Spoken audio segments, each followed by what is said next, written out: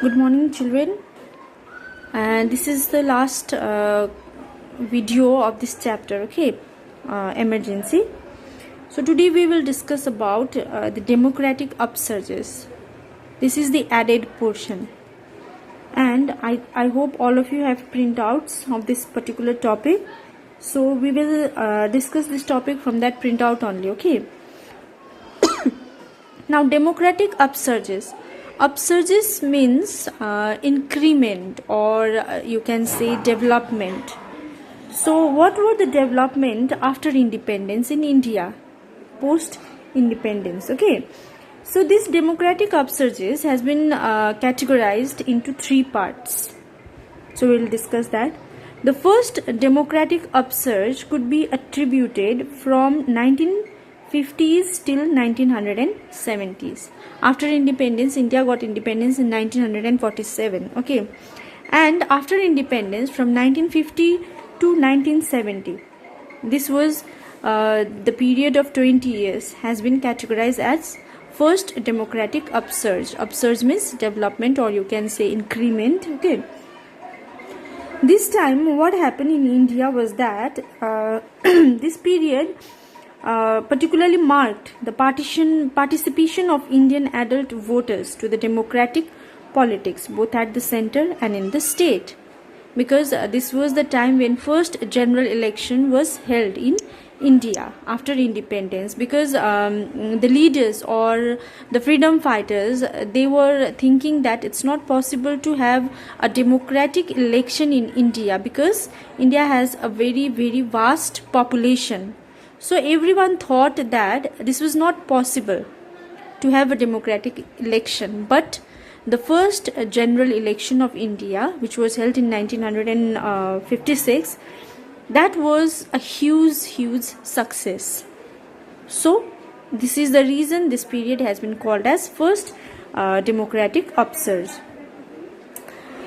And people thought that only the educated people and the people who were really into the politics, they can only participate in election. Poor people or illiterate people, they cannot give their votes, or they cannot participate in election. This was a myth. Okay, but this myth has been declared as a false myth, and the people of India, though they are uneducated, though they are poor, but also they all participated in the first general election or democratic election. That's why this period has been called as first democratic upsurge. Now the second democratic upsurge was that from 1980 onwards. Okay. This time what happened in India was that the increasing political participation of the lower classes of the society, such as SCs, STs and OBCs, has been interpreted as the second democratic upsurge by Yogendra Yadav.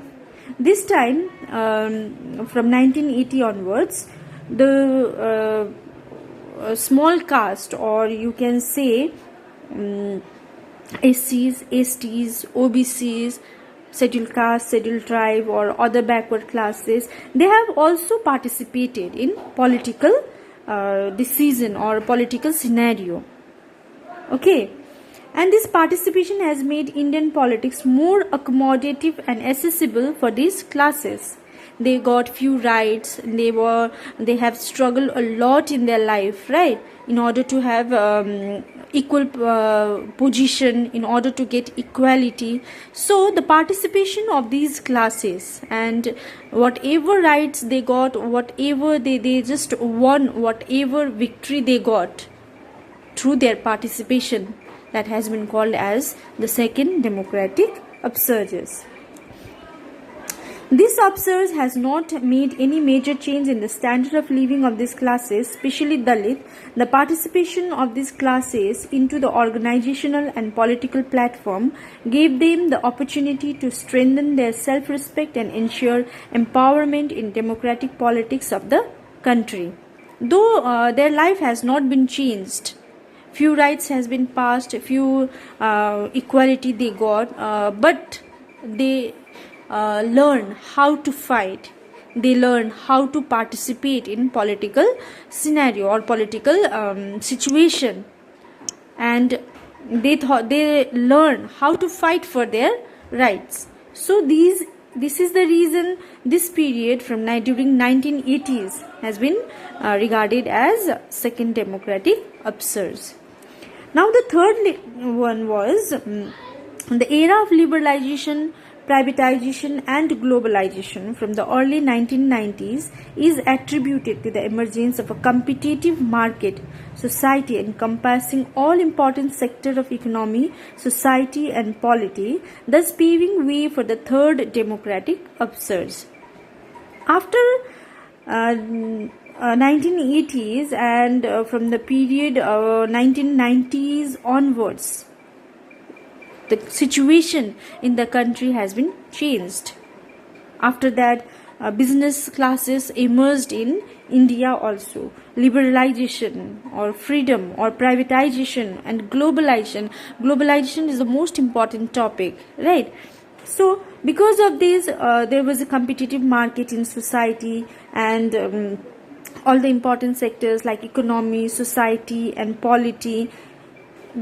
Because of this year from 1990 onwards has been regarded as third democratic upsurges, because it underlines the India's electoral market, from state to market, from government to governments, participation of the youth, who constitute a significant chunk of Indian society and have emerged as the real game changer in the view of this increasing electoral preference for both development and governments in India's contemporary democratic politics. From this period onwards, in India, you will find competition in market, business class emerged, people used to get few jobs, and people learn how to do business. So, and most important reason behind this was globalization also, because globalization means to connect. Everything was connected with each other, and even the government learned how to govern, right? How to bring development in a society. So the market has been emerged, and this is the reason this period from 1990s is regarded as the third democratic upsurges, the third democratic development. So first one was from 1950 to 70 because of the election, first general election, second general election. Then 1980s because of the participation of the backward classes, SCs, STs, OBCs, and 1990s because of the globalization, privatization and liberalization of the and because of competitive market. This period from 1950 onwards, there are three democratic upsurges, three democratic development. So this is the end of this chapter. We were discussing in our previous class, we have discussed about the emergency, right? Why Indira Gandhi was forced to declare emergency and how she declared emergency in India. So after the emergency, after when the emergency finished, what happened during that emergency, we have also discussed that. And after this emergency period, okay, there emerged Janta government, and who was our next prime minister was Morarji Desai. He became the next prime minister, elected prime minister, okay. But Morarji Desai did not completed his full term. He was succeeded by Chaudhry Charan Singh due to the lack of common program and whatever was there, because of inability. And one of the most important reason was Congress was the first party who was in power after independence, after 1947 till 1977. So because of that, other parties or other leaders, they do not know how to run a government or how to run a country. They failed in achieving the goal of India.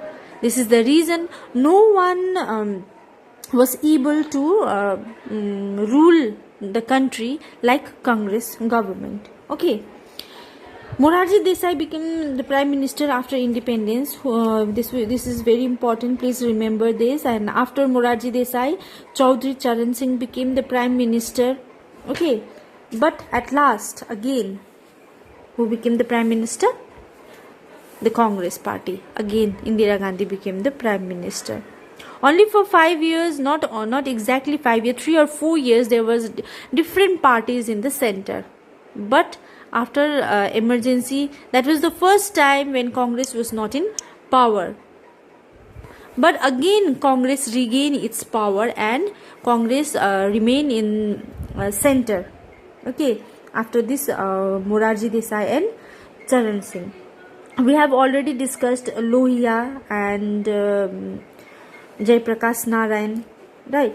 So this was the end of this class, this chapter. Ram Manohar Lohia, Jaiprakash Narayan, Deen Dayal Upadhyay. We have already discussed. All of these emerged after emergency. They fought for India. Okay, they fought for their whatever programs were there. They wanted to bring development in India. They wanted to eradicate poverty in India. So these are the leaders who were in as a leader. They fought after election was lifted off, after when emergency was lifted. Okay, so these are the leaders. We have to remember this. This is the end of this chapter, and in our next class we will start our next chapter, that is let me see, Indian politics, trends and development. Okay, so we were about to finish Indian politics, then we have to again start world politics. I will send you few notes for this chapter. Please copy it in your exercise copy and do learn, okay, because pre-board is about to come and you also have to prepare your practical and submit also. So please be serious, all of you.